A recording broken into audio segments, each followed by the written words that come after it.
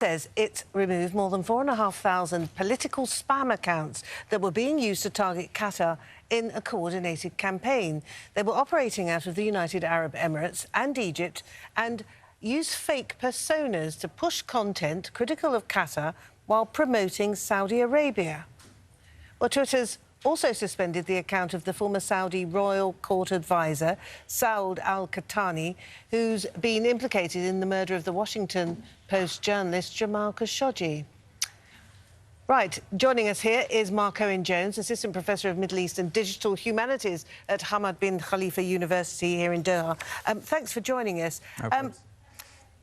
This is a vast number of fake Twitter accounts that have been detected. How does Twitter know what is a fake account and what isn't?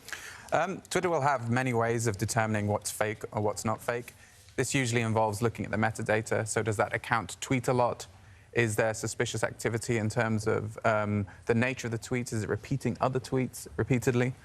So there's different algorithms that detect these fake accounts. And I want to be clear that Twitter's algorithm is not foolproof. I, for one, study lots of propaganda accounts or political spam accounts, to use the euphemism, that remain undetected and still continue to promote various ideologies. Right. And what was the specific message, then, that this particular campaign was seeking to get out there? Well, what's very interesting about this recent batch, these 4,000 or so accounts that Twitter suspended, there was very much a unity of their discourse. It was mostly about Yemen. It was mostly critical of the Houthis, and it was mostly critical of Qatar. And the ones that were positive were promoting Mohammed bin Salman in particular. So even Twitter themselves noted that amongst these accounts from the UAE and Egypt, there was such a commonality of discourse that they actually singled out these facets of the information war. We're talking about algorithms, which is, of course, is a technical term. It's once or twice, if not three times, removed from a human being. Right. Who manages these 4,000 or so accounts? Is it a human being? Is it a company? Or is it another algorithm? Well, it's an important question. One, we don't know. But what we can hypothesize, if we look at the fact that the message they're promoting is similar, it's against the Houthis, it's against Qatar, what we can surmise is that whoever is responsible for purchasing this information, this propaganda package, is either outsourcing this strategy to various companies, individuals, or some individuals have their own botnets or these disinformation networks.